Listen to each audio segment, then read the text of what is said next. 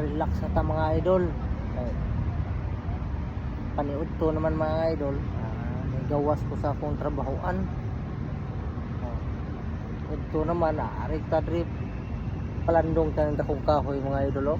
Nindot kaya tumbyo na dapli sa dagat na under construct diya. Dapli sa dagat.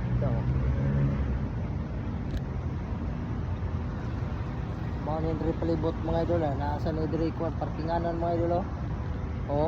Sa area ni sa Cebu City mga idol ha.